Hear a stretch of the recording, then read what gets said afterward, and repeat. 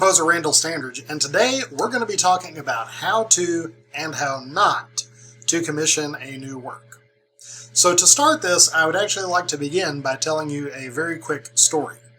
Several years back, I was asked to create a commission for a group in Central Texas who had been selected for an honors band performance. When they commissioned me to do the work, my first question, of course, was, what type of piece would you like? Their answer was, oh, whatever you want to write. And so I did. I wrote a piece that eventually became The Witching Hour. I delivered the piece, and within 3 hours I received a phone call from the commissioning organization explaining that they could not accept this commission because it didn't fit what they needed for the program. And when I asked them to further clarify, they simply said, well, we were hoping for something a little bit faster and to open the concert with. This serves as a great illustration of a group that, while well-intentioned, really did not understand the commissioning process. So we're going to go step by step and talk about each facet and element that should go into creating a good experience for the commissioning party and for the composer who has been commissioned.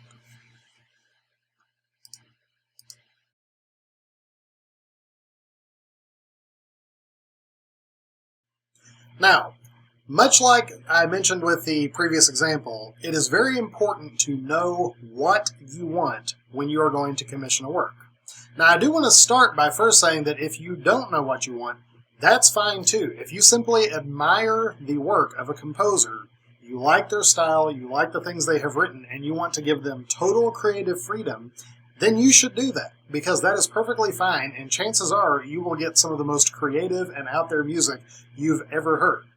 But if you have a specific idea for the work, or a specific function that the work must fulfill, this information should be communicated to the composer. Is the piece supposed to be a concert opener? Is the piece supposed to feature a soloist?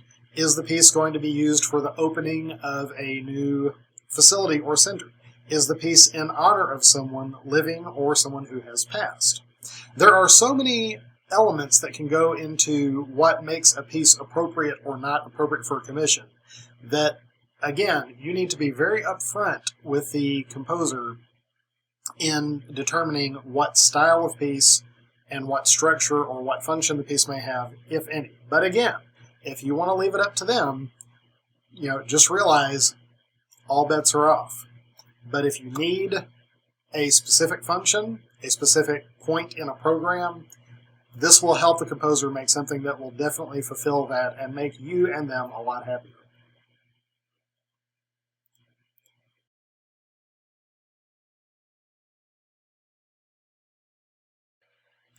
In addition to knowing what you want, another very important step in the process will be to know when you want it, as this should be a large determining factor for the composer if they will have time to produce a quality work for you or not.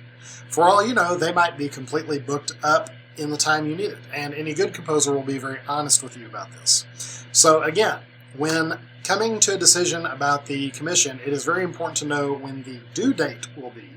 The due date needs to be set in stone and communicated to the composer, and when the premiere date will be, because chances are most composers like myself will be looking to capitalize on a commission once its function as a premiere for the organization has been completed. So it is very important to communicate the due date and the premiere date. Now again, the way that I work, which may be different from the way some other composers work, is that when an organization asks me to do a commission, and my very first question is, when do you need it? What I am doing is checking my calendar to see what other commissions, other engagements, whether they be public or virtual, or just other life events I have going on, to make sure that I will be able to deliver a product that I can be proud of. Generally speaking, for myself, I put on my calendar a range of dates that I feel will allow me to create a good work. I lock these dates in to work on just that composition, and depending on the due date, it could be months in the future. I do want to throw out there that, most of the time composers are not starting to work on your work immediately unless it is the very next due date they are going to have to meet. For myself, I set aside that time, as I mentioned on the calendar, and once I get to that time, then I begin the hard work on that piece. So what essentially you're communicating to the composer is, we need it by this date, you do whatever you need to do in the meantime to get that done. So again, have a due date and a premiere date in mind when contacting the composer.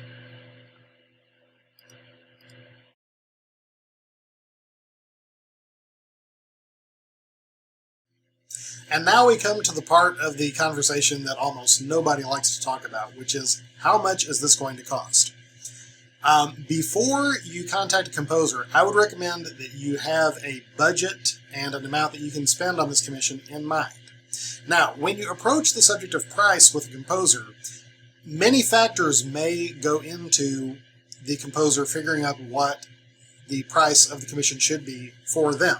Because you do have to keep in mind that every composer is going to have a different pricing scale based on what they personally feel like their time is worth. So, with that in mind, you do need to have a budget, a realistic budget, that you can depend on in order to determine if you will be able to afford the commission with the composer you are seeking. Some other factors that you might need to have ready would be the difficulty level. If you have any time requirements, like this piece must be this long, or it must include these extra instruments that are not typically incorporated into the regular instrumentation. So all of that, and then the due date, because if it's a rush job, it may cost more. And if it's way far out, maybe they'll give you a little bit of a deal, or they may not. But anyway, it's very important to get all these factors, because I know for myself, I take all of that into consideration when pitching a price. Once the price has been pitched, I would encourage you to be very careful about haggling with composers, because it can come off as a little bit insulting. Now, having said that, there is nothing wrong with being honest on how much you can spend. There is a big difference between telling somebody, our budget is this, and you should come down to this because that's all we can afford. Those are two completely different statements. If somebody told me just this is how much we had to spend and it wasn't within my price range, I still may not take on the commission, but I would not be insulted. But if somebody just told me, we're going to do this, and even though you would normally charge $4,000, you should really take $2,000 for this, that is very condescending and insulting, and I would not recommend that approach at all. But again, just to reemphasize, there is nothing wrong with simply at the front of the conversation saying, this is our budget, because then the ball is in the composer's park as to whether that fits into their pricing scale or not, and alleviates any need for an uncomfortable conversation about trying to bring the price down. But still, have a budget in place. If it is going to depend on fundraising, you need to be able to guarantee that the composer will be paid for any work that you ask them to do. That's just professional and respectful of their time and effort they're putting into this project. So have a very frank and honest discussion with your composer about price.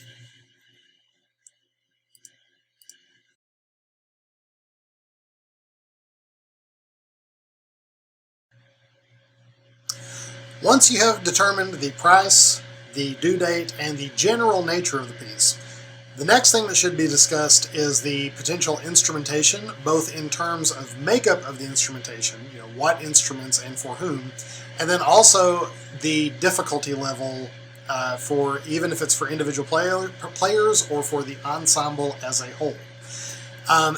This is an issue that I have come across several times when doing commissions, where typically a director will be so in love with an idea that they have about a piece that they are not being realistic about the ensemble that is going to premiere it. I'm speaking for composers, especially with a premiere, the first performance of a work. Our desire is for it to sound as good as possible, as should be that for the director. So you should be very, very realistic, because I hate to break it to you, the band you have now is going to be the same band you will have when you do the premiere. Nothing magic is going to happen. Your trumpets are not magically going to increase their range. The clarinets will suddenly not gain, more dexterity, and your percussion will not suddenly be able to keep up with all of their music. You will have the same band kids you have right now once you do that premiere. Maybe a little bit more developed because being further down the year, but basically the same kids. You need to keep that in mind when you are commissioning a work. My general, thought is whatever you're programming for festival or for any contests, about that same level. That's what I think would be appropriate for most commissions. You also need to take into consideration how much time you are going to have to prepare for the premiere.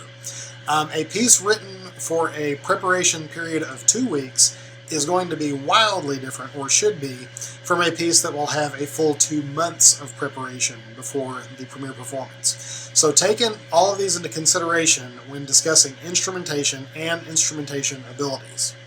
Then, you need to discuss the exact nature of the piece. Typically, this is a conversation that might happen once the composer has had a little bit of time to brainstorm. That is, unless you have a very, very specific idea of what you want. See a few steps ago when we talked about that. What I will usually do is I will come up with 1 or 2, sometimes 3 or 4 ideas that I will pitch to the director based on the initial information they have given me. You as the commissioning party need to be very open to the ideas and creativity of the composer, but at the same time, you do need to be honest. If they pitch an idea that you simply don't like, or that you find questionable for your ensemble, you need to be upfront about that and honest immediately before the composer begins spending any time on it. So, for instance, if you want anything except a march, and one of the ideas the composer throws at you is a march, you need to kill that idea immediately because you're not going to be happy. And if you're not happy, the composer is not going to be happy. So we need to be very honest about that. And if there's anything else with the piece in terms of preferred soloists, preferred sections to feature, preferred sections to hide, this needs to be communicated as well. So when discussing the nature of the piece, you should definitely, take all that into consideration. The last thing I will say is I would strongly encourage you to not reference one of the other composer's other pieces and say, we want something like that. Because chances are the composer has already, written that, gotten that out of their system, and creatively they have moved on. There's nothing wrong with referencing a work and saying we liked that, or giving them, we liked these pieces. But if you insist, well, we want you to write, something pretty much like that. Most composers can do that, but they're probably, not going to be terribly excited about it, and you're not going to be bringing, their A game. Plus, if you leave, the more open you leave yourself for whatever the composer's ideas are, the more unique, the more creative, and the more out of the box you're going to get something. Think of this as being kind of like an outfit. Something that is off the rack is going to be very plain, kind of size fits all, everything else. But for me, with a commission, you want something that is more couture, something more made just for you and special. So with that in mind, I would encourage you to give the composer some information and maybe give some direction to the general ideas and content of the piece. But other than that, let them just be creative and bring their voice to your piece.